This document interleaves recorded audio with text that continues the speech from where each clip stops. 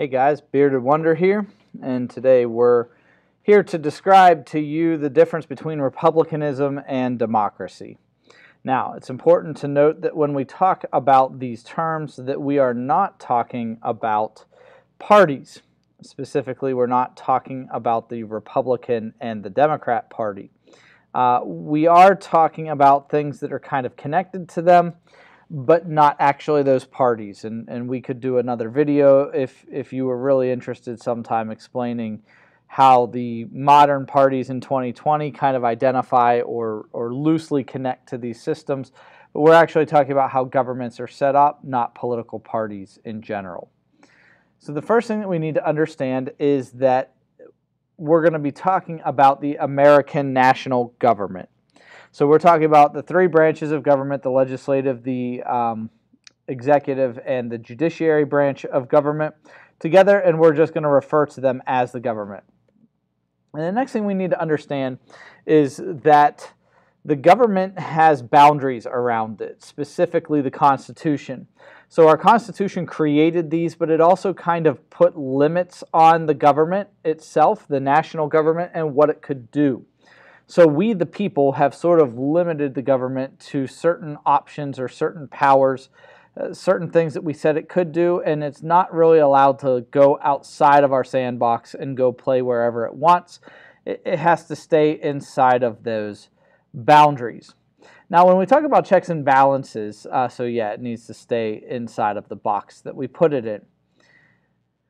When we talk about checks and balances, we're not just talking about checks and balances within the government itself, but we're also talking about different groups of people.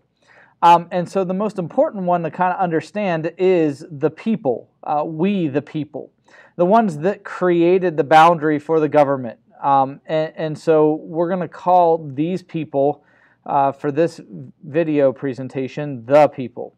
And remember that the people are actually many different groups of people with many different goals. And one of the things that the founders really wanted to do was to make sure that all of them got what they wanted. And there's also going to be the states, and we'll talk about them especially in our presentation on federalism here in the following presentation.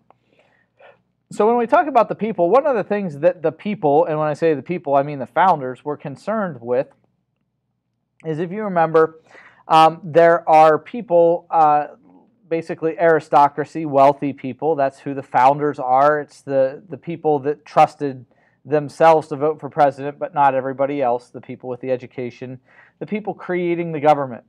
One of the things that they were really afraid of is if they gave everybody one vote, that the people as a whole would steal their money through the government, through taxes. So basically, if you gave everybody a vote for Bill Gates' money, most people would say, yeah, sure, I'll take some of that money. And so the government would use its power to tax the heck out of the wealthy people and then give it to the poor people. And the wealthy people would be like, huh? How'd that happen? While the poor people would be like, that just worked out really well. And so they built checks and balances into the government itself, and specifically into the Senate and into the way that the president is selected, to make sure that the people, meaning every single person, didn't necessarily have an equal say in government. They wanted different groups of people to have a say in government so that that didn't happen. And that's kind of their goal. It's another check and balance. And so if we look at this in Democrat and Republican terms, then where everybody gets a vote is really what we would call democracy. That's where one person, one vote, so we let everybody kind of pick, and majority rules. The problem is that majority rules only works for most people. And if you're not one of the most people, then democracy is really a bad way to go, because you're not going to get any really say in your government.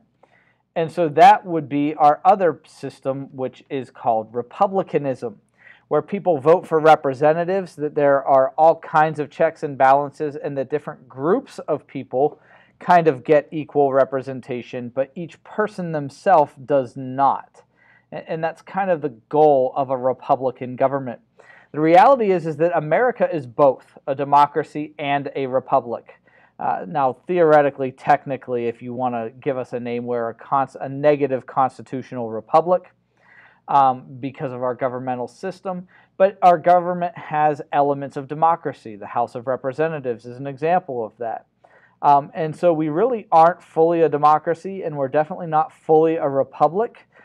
We're kind of both, and the founders definitely saw this as yet another way to kind of balance the powers, to give checks and balances to the government.